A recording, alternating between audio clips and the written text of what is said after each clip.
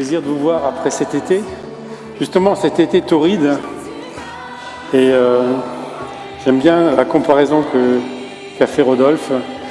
Jésus, on pourrait dire que les 1000 jours qu'il a passés, c'était un énorme orage sur une terre assoiffée.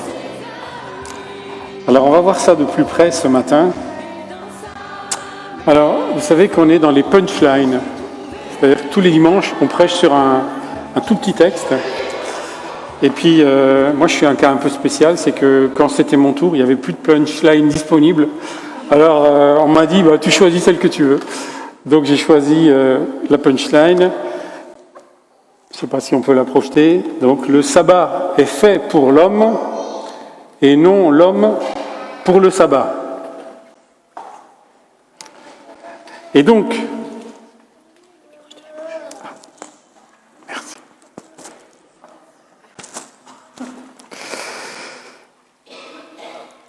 alors, la première chose qui peut nous frapper lorsqu'on lit l'Évangile de façon un peu globale, c'est que Jésus avait 1000 jours à peu près pour réussir, et que ce qui est frappant, c'est que ça ne se passe pas du tout comme on pouvait penser. Au début, Jésus est parti avec un capital confiance important. Il avait pas mal d'alliés. Et en tête de ces alliés, il y avait Jean-Baptiste. Vous vous souvenez, Jean-Baptiste qui avait toute une flopée de disciples avec lui. Et donc, une partie des disciples de Jésus, d'ailleurs, venaient du travail de prophète de Jean-Baptiste. Et puis, assez rapidement, Jean-Baptiste lui-même a commencé à douter. Il a envoyé des émissaires à Jésus en disant « Mais t'es vraiment celui qui devait venir là ? Parce que c'est bizarre, on ne s'attendait pas à ça. » Il a commencé à perdre ses alliés là. Ensuite, il a perdu des alliés très proches, notamment sa mère et ses frères. Il y a beaucoup de gens, quand on leur dit ça, ils disent « Comment c'est possible ?» Allez voir dans Marc chapitre 3. Et effectivement, Jésus, un jour, il était en train de prêcher, sa mère et ses frères ont débarqué et ils ont essayé de l'exfiltrer en disant ne l'écoutez pas, il a perdu la raison. Et pourtant, Marie, c'était quelqu'un d'important pour Jésus. C'est même Marie qui avait été l'instigatrice du premier miracle à Cana, vous vous souvenez ? Et Jésus, il avait toute une nuée de gens autour de lui. Il avait son premier cercle de 12 disciples, mais il avait un deuxième, voire un troisième cercle de gens. Et ce deuxième cercle a commencé à se fendre. Plus Jésus avançait dans son enseignement, et plus ça se fendillait de toutes parts. Et quand Jésus leur a dit « Si quelqu'un ne mange pas ma chair et ne boit pas mon sang, il n'a pas la vie en lui. » Et ça, il y a toute une série de gens qui sont partis à ce moment-là, qui ont dit « Non, mais lui, il pète les plombs. » Et puis, jusqu'à son premier cercle, qui s'est effrité, lorsqu'on est arrivé au stade ultime, à Gethsémanée, vous vous souvenez, tous se sont enfuis. Et en fait, c'est comme si Jésus, dans ces 1000 jours, il avait peu à peu tressé la nasse, le piège qui allait se refermer sur lui. Et peu à peu, il a perdu tous ses alliés, il s'est retrouvé seul et s'est retrouvé en opposition avec l'immense majorité des gens.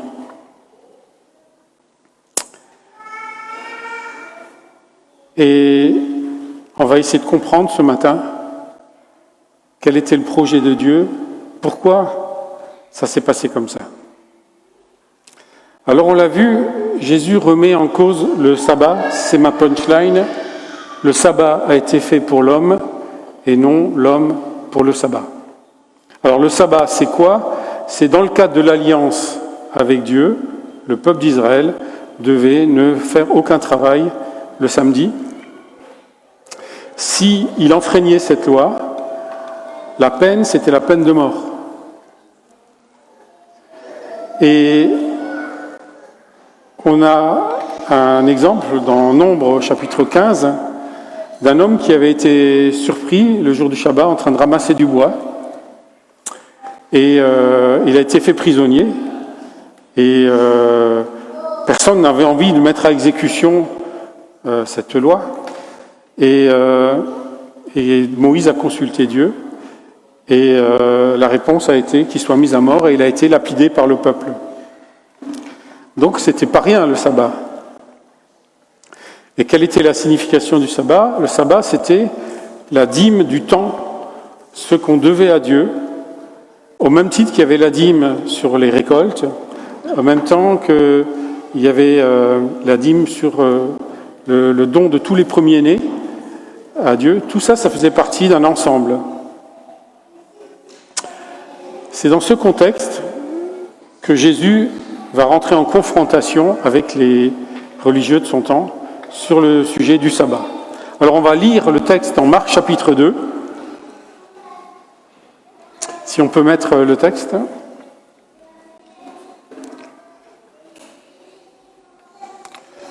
Alors c'est des extraits du chapitre 2. Jésus, voyant leur foi, dit au paralytique, « Mon enfant, tes péchés sont pardonnés. »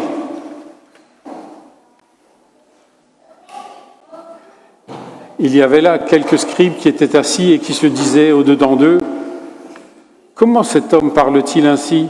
Il blasphème. Qui peut pardonner les péchés si ce n'est Dieu seul ?» Les scribes et les pharisiens, le voyant manger avec les publicains et les gens de mauvaise vie, dirent à ses disciples, « Pourquoi mange-t-il et boit-il avec les publicains et les gens de mauvaise vie ?»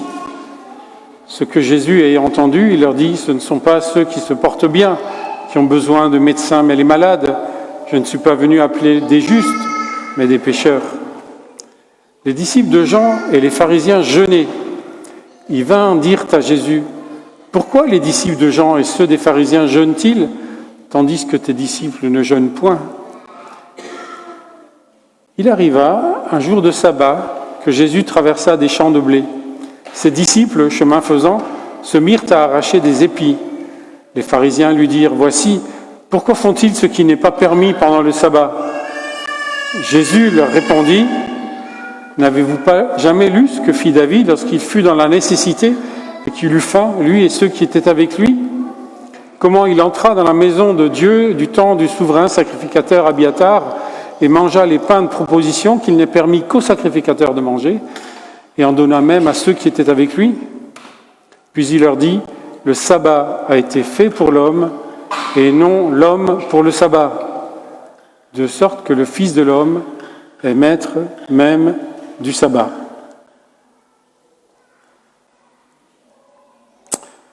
Alors dans ce chapitre 2, Marc réunit il compile un certain nombre de choses relatives à la confrontation de Jésus avec ceux qui sont les religieux autour de lui. Donc au verset 5, on voit que le conflit porte sur le pardon des péchés. Jésus remet en cause ce qui est acquis. Le pardon des péchés, c'est pas avec des sacrifices au temple, je peux pardonner les péchés. Jésus fréquente des gens de mauvaise vie. Les publicains, vous savez qui c'est? C'est les collabos des Romains. Ceux qui prélevaient la taxe à leurs compatriotes, qui la filaient aux Romains et qui en gardaient une partie pour eux. Mais il y avait aussi des prostituées, il y avait plein de gens qui étaient dans ces méchants. Et ça, c'était contraire à l'enseignement de la loi et des prophètes. C'est que l'endroit où on devait se tenir, l'endroit qui était acceptable, c'est la synagogue, c'est le temple. Dans Psaume chapitre 1, il est dit « Heureux l'homme qui ne s'assied pas en compagnie des méchants et qui ne s'assied pas en compagnie des moqueurs, mais qui trouve son plaisir dans la loi de l'Éternel. » Jésus semblait en complète contradiction avec ça. Idem pour le jeûne. Les disciples de Jean jeûnaient. Ils étaient dans une logique d'ascétisme, de recherche. Et Jésus dit non, c'est pas le moment de jeûner. Vous n'avez pas compris. Ça n'a aucun sens de jeûner tant que je suis là avec vous. Au-delà de Marc chapitre 2, on voit que Jésus prend à contre-pied sur plein de sujets les religieux autour de lui. Dans Matthieu chapitre 5, au verset 28, Jésus redéfinit ce que c'est l'adultère. Il dit l'adultère, c'est pas seulement le fait de coucher avec quelqu'un, mais c'est le fait même de le concevoir.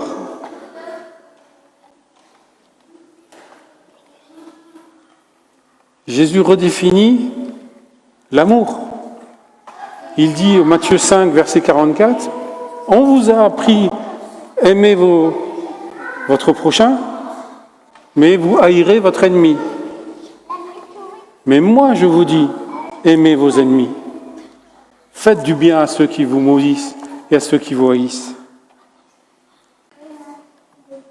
Et Jésus aussi rectifie, revient sur le droit de mise à mort, qui est pourtant inscrit dans la loi.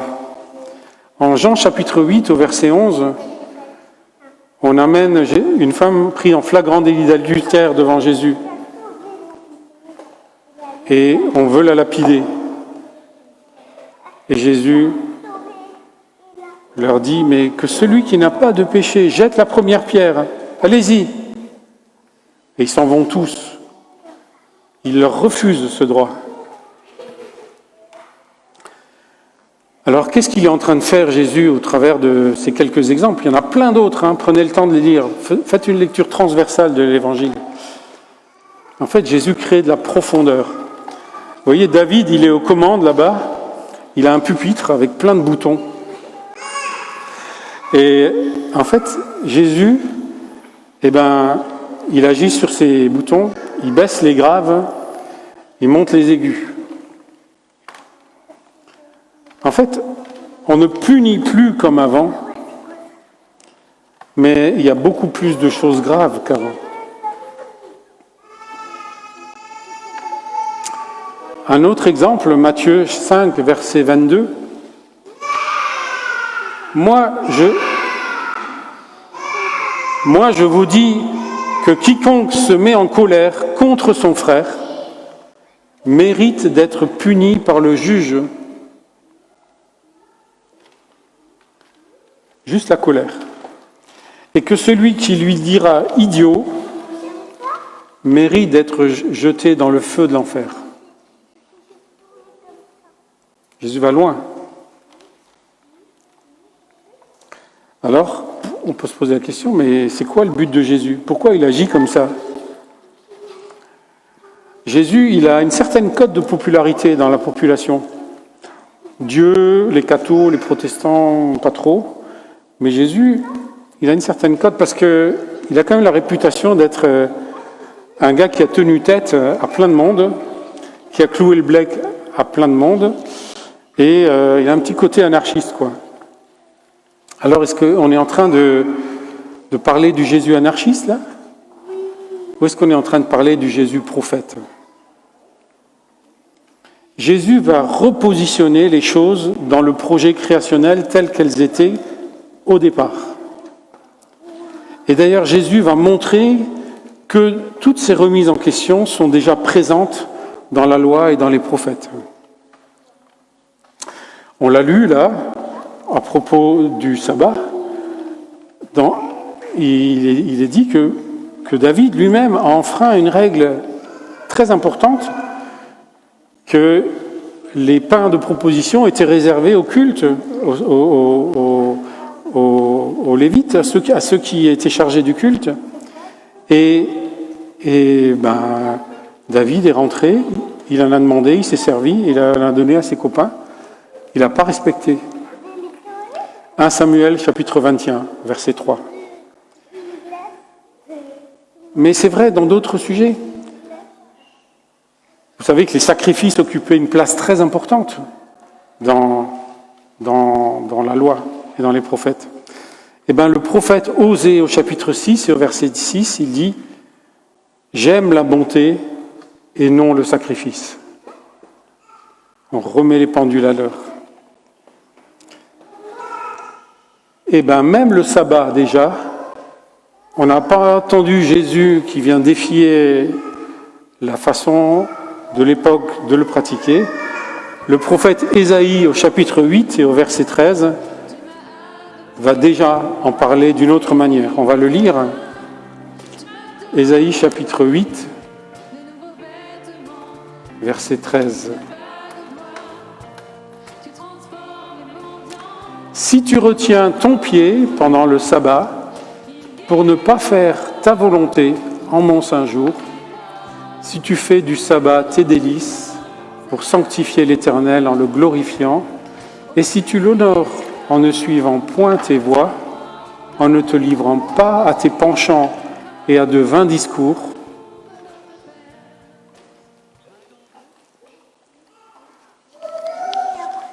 donc il y a une petite suite. En fait, ce qu'il dit, c'est que je respecterai l'alliance que j'ai passée avec toi. Et on voit que finalement, toutes ces remises en question que Jésus fait, finalement, elles étaient déjà présentes.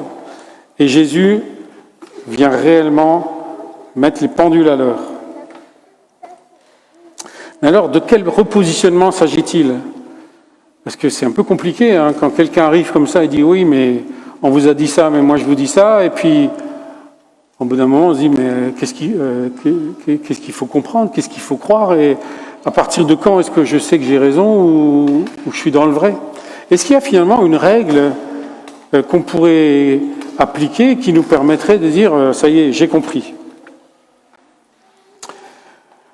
Alors quand j'ai pensé un peu à cette règle, je me suis dit « Tiens, dans le domaine de la physique, vous savez que il y a des règles qui s'appliquent, et puis il y a des théories qui permettent d'expliquer le fonctionnement des astres, par exemple, et il y a aussi une théorie qui permet d'expliquer ce qui se passe dans l'infiniment petit.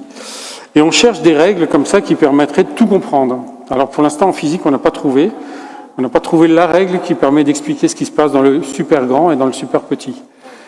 Mais dans le spirituel, et là, en l'occurrence avec Jésus, est-ce que Jésus, finalement, il n'est pas venu nous révéler une règle qui va nous être très utile ?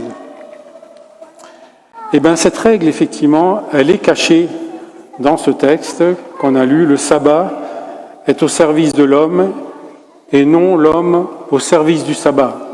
J'ai un peu changé. Le sabbat est fait pour l'homme et non l'homme pour le sabbat. En réalité, il faut comprendre, le sabbat est au service de l'homme et non l'homme au service du sabbat. Et l'homme, non, et le sabbat n'est pas là pour répondre à un besoin de Dieu. Le sabbat est au service de l'homme. Et cette règle, si on l'étend, c'est que tout ce que Dieu donne, tout ce que Dieu nous donne et tout ce que Dieu nous ordonne de faire est pour notre bien. Et n'est jamais pour répondre à un besoin de Dieu. C'est extrêmement important. Ça veut dire qu'il n'y a pas des règles au-dessus de Dieu qui s'appliqueraient à tout le monde, y compris à Dieu, qui feraient que Dieu serait obligé par quelque chose. Macron, quand il fait une connerie, le Conseil d'État peut lui tomber dessus. Il n'y a rien au-dessus de Dieu.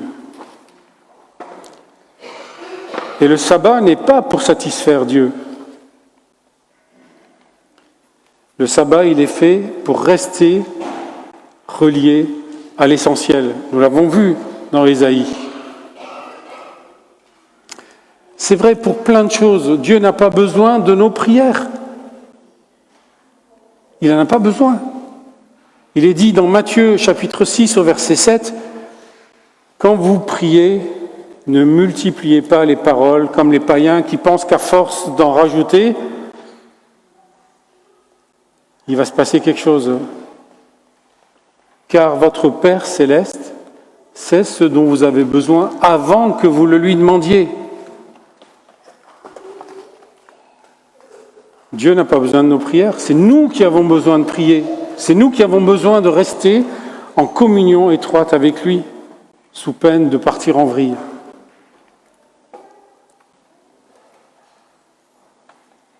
J'irai un autre exemple, Dieu n'a pas besoin de nos louanges. Il n'est pas ce despote dans un fauteuil qui attend qu'on lui chante ses louanges, qu'on lui dise qu'il est le plus beau. Il n'a pas besoin de ça. La louange, c'est pour nous. Il est dit dans Éphésiens, chapitre 5, verset 19, « Entretenez-vous par des hymnes, des cantiques, des psaumes. »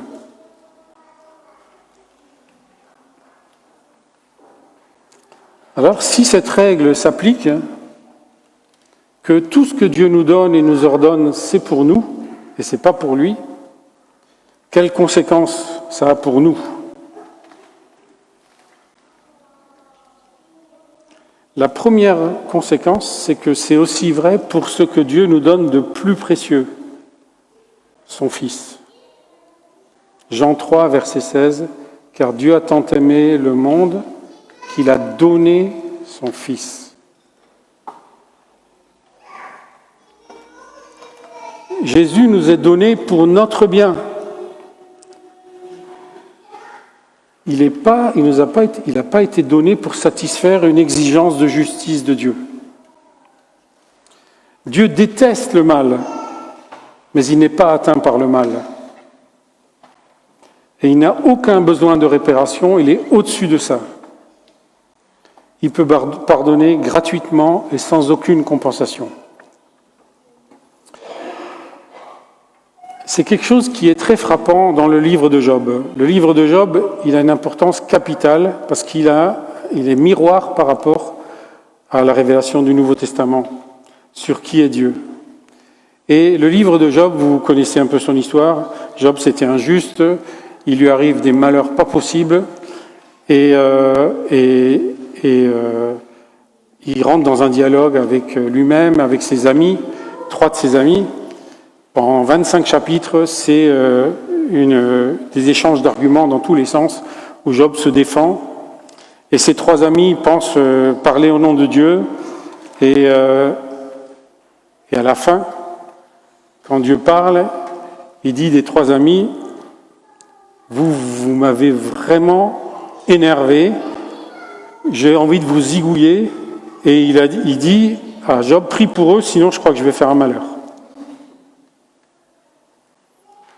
Et après que ces 3 amis aient parlé, voilà que intervient un autre ami, un jeune, qui s'appelle Élihu. Élihu, ça veut dire, elle c'est Dieu, ça veut dire il est mon Dieu. Et Élihu va prendre la parole et en 5 chapitres, il va dire des choses fondamentales. Job ne va jamais l'interrompre. Et aussitôt, Dieu prend la parole et ça se termine comme ça, le livre de Job. Donc Élihu, il a un rôle préparateur, c'est, je dirais, le Jean-Baptiste de Dieu dans cette situation. Il prépare le terrain de ce qui va se passer après avec Dieu. Et on va lire ce que dit Élihu à Job. Au chapitre 35.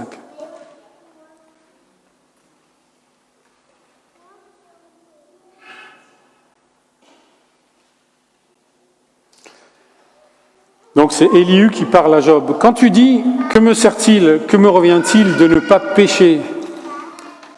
C'est à toi que je vais répondre et à tes amis en même temps. Considère les cieux et regarde. Vois les nuées comme elles sont au-dessus de toi. Si tu pèches, quel tort lui causes-tu? Et quand tes péchés se multiplient, que lui fais-tu? Si tu es juste, que lui donnes-tu? Que reçoit-il de ta main? Ta méchanceté ne peut nuire qu'à ton semblable. Ta justice n'est utile qu'au Fils de l'homme.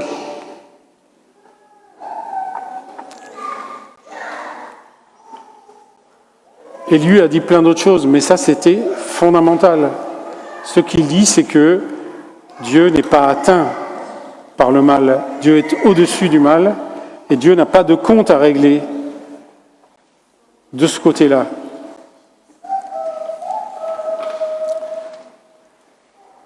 Grâce à son ami Élihu, Job va découvrir que Dieu n'a pas besoin d'être apaisé. Alors que Job faisait toujours des sacrifices pour lui et pour ses enfants, vous vous souvenez, c'est comme ça que ça a démarré. Et ça a une conséquence fondamentale, ça change l'objet de ma foi. Je n'ai plus à agir par intérêt. Vous savez, c'est subtil l'intérêt dans la relation à Dieu. On pourrait dire, non, mais moi je prie pas Dieu pour qu'il me donne du fric à la fin du mois. Non, c'est pas ça. J'ai pas d'intérêt. Mais l'intérêt, ça peut être tout simplement de dire, ah non, mais moi je veux être sauvé. Hein. Je veux pas aller en enfer. Hein. On veut se rendre la divinité agréable.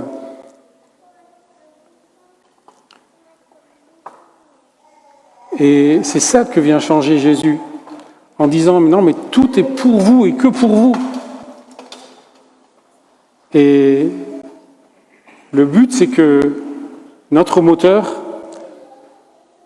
ça soit l'amour pour Jésus qui m'a attiré à lui par sa vie et par sa mort.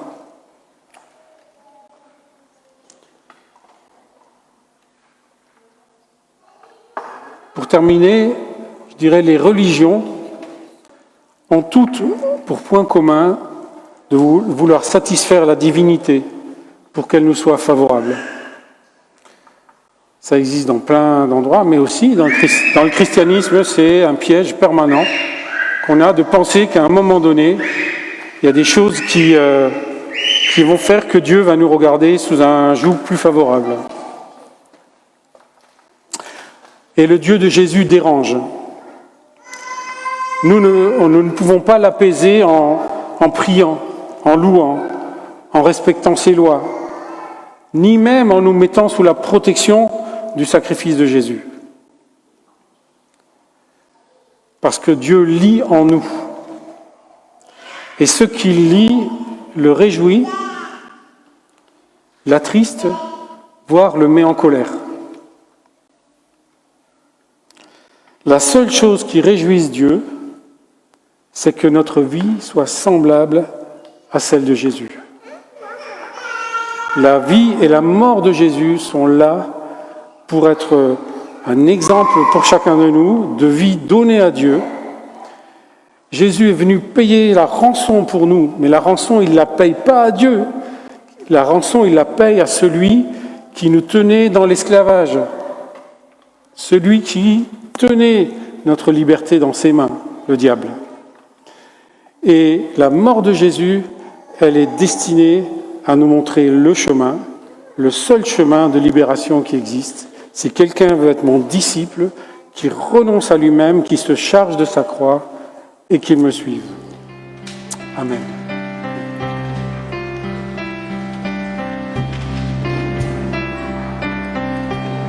Si la lune me glace et le soleil menace, Créateur des étoiles, mon secours est en toi.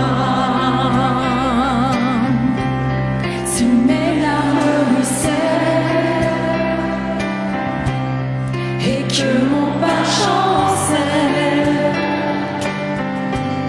Créateur de la terre,